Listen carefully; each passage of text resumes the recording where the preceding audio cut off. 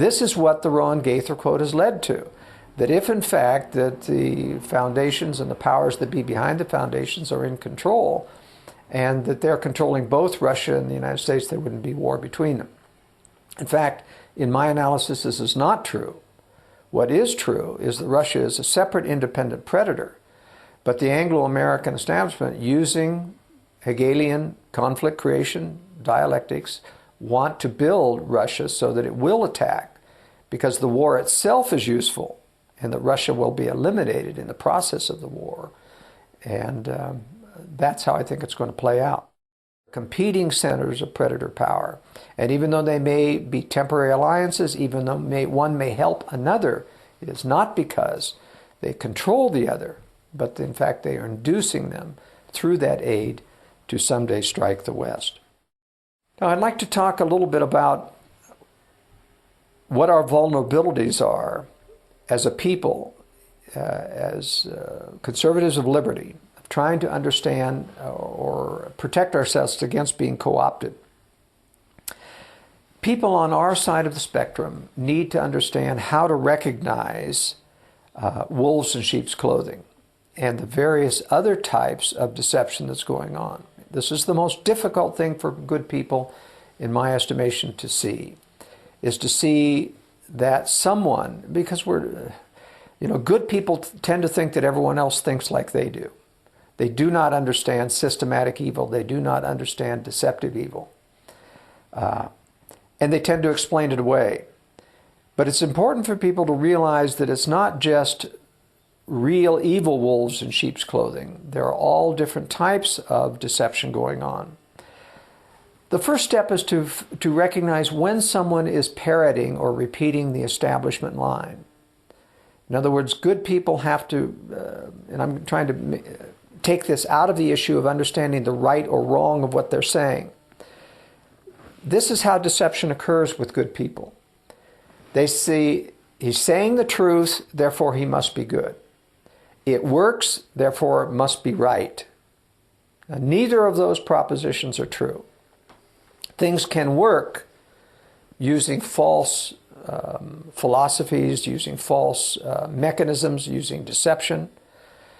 People can say the right things for the wrong motive in order to promote themselves in ways of which will further deceive them. That's what disinformation is all about, is giving a certain portion of truth so that you can drop in major areas that are false.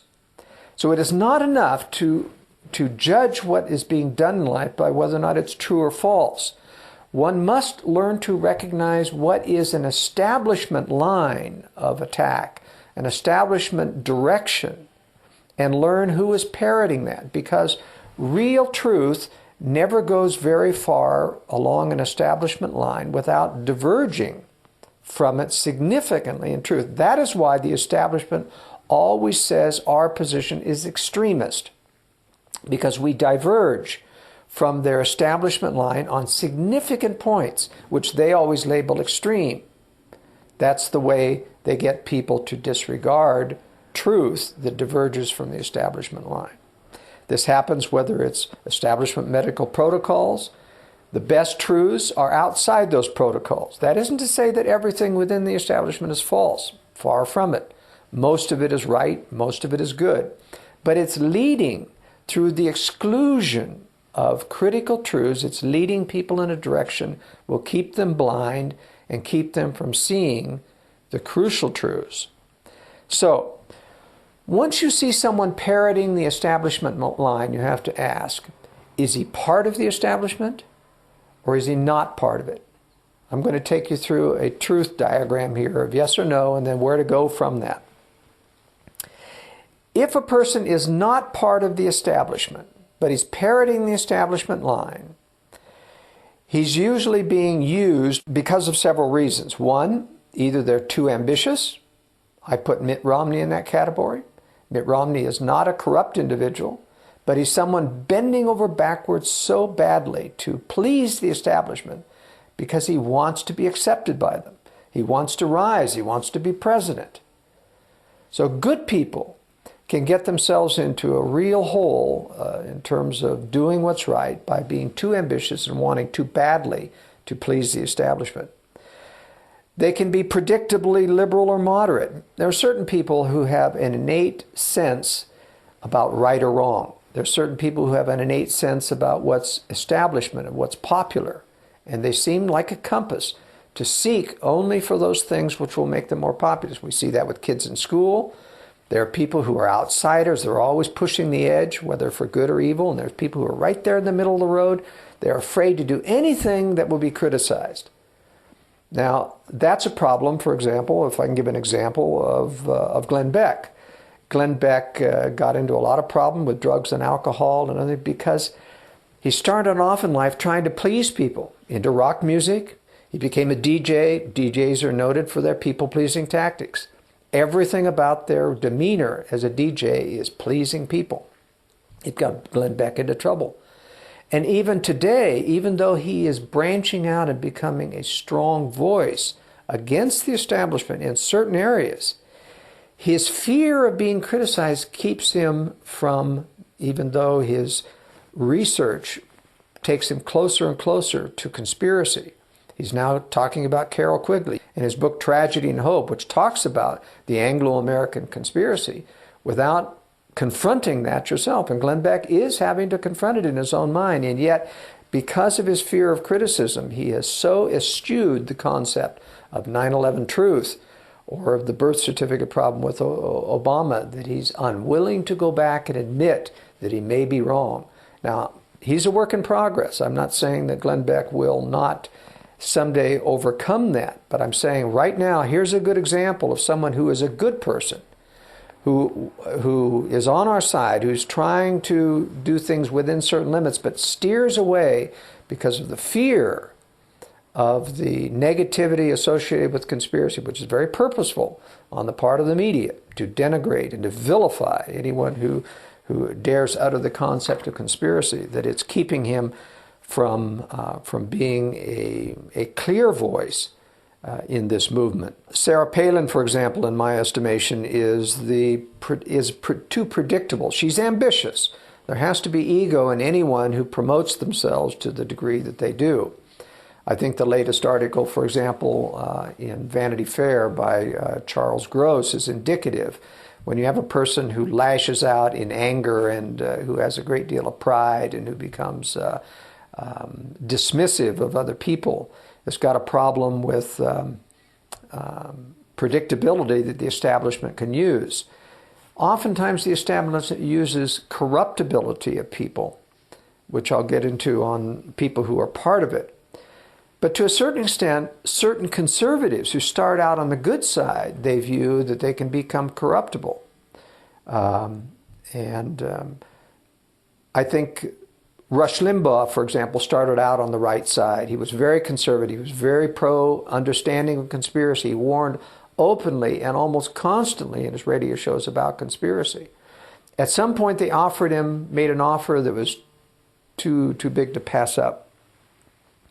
Something like $3 million to go over and become part of the big radio networks. But at some point during those negotiations, I believe someday we'll find out, if not in this life, on the other side, that they gave him a message that part of the deal is that you can't push this conspiracy stuff anymore. Because literally the first or second show out of the gate under the new radio network, he began not just to say, which would have been legitimate had he said, I have my doubts about my previous thoughts about conspiracy. I'm still open, but I have doubts about this. And because conspiracy is something we never have all of the answers about. But no, he didn't take that moderate position of saying, I have doubts now. He took the position of vilifying and denigrating and attacking anyone who called up. And most of his listeners had been used to talking about conspiracy. And they called up thinking, I'm going to talk about the same conspiracy I talked to last week with Rush. And he began to attack them and blow them away. The same thing happens with Sean Hannity and Bill O'Reilly. Now, they're very, very good about attacking Democrats.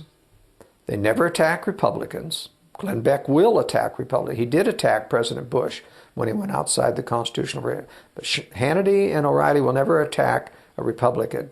Whatever is a Democrat is open game, and that's why they have a great time during a Democratic administration like Obama or Bill Clinton.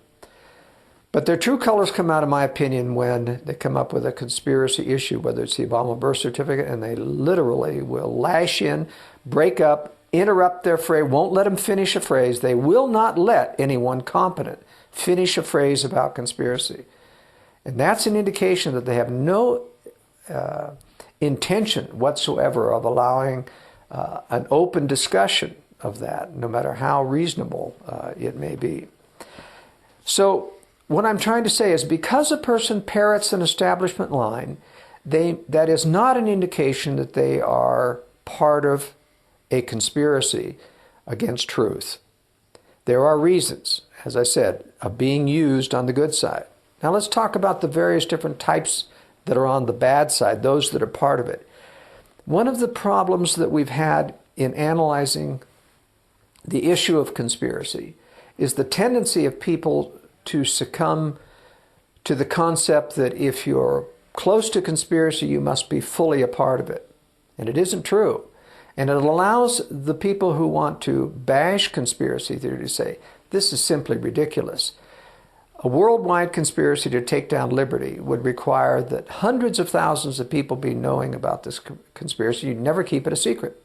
We have a professor up at the University of Utah who makes that very case, and it's very convincing, that you could simply never have a conspiracy this big. Well, he's wrong on several counts. The first one is, the assumption is that everybody in a conspiracy knows everything about the conspiracy. It's simply not true. It's very compartmentalized. Just because you're in the CIA doesn't mean that you know anything about what goes on in the various other compartments of the CIA. And the conspiracy is always very tightly compartmentalized. Everybody who's on the wrong side knows there's a control system and has decided that he will still stay in it and go along with it and not fight against it. Now that, to me, separates the difference between those who are useful because they're naive, because they're too ambitious, because they're going along with the crowd, and those that are actually part of it. Those that are actually good, if they knew there was a control system, they would say, I don't want any part of that. And that's why they must be kept from it. That's the reason, for example, why they didn't want Mitt Romney in there. Self-made millionaire, had the power to put himself in front of the people without the kingmaker system designating who will be running for office. If you'll notice, that's how they manipulate the political process in large part. When it gets close to an election, the media will start to say, these are the top candidates according to the experts on the Democratic side, and these are the top candidates on the Republican side. Says who? I'm a political scientist. In 1989, when they were getting ready for the election, they said the top candidates on the Democratic side include Bill Clinton, the governor of Arkansas. I said, Bill who? I mean, Bill Clinton was a nobody.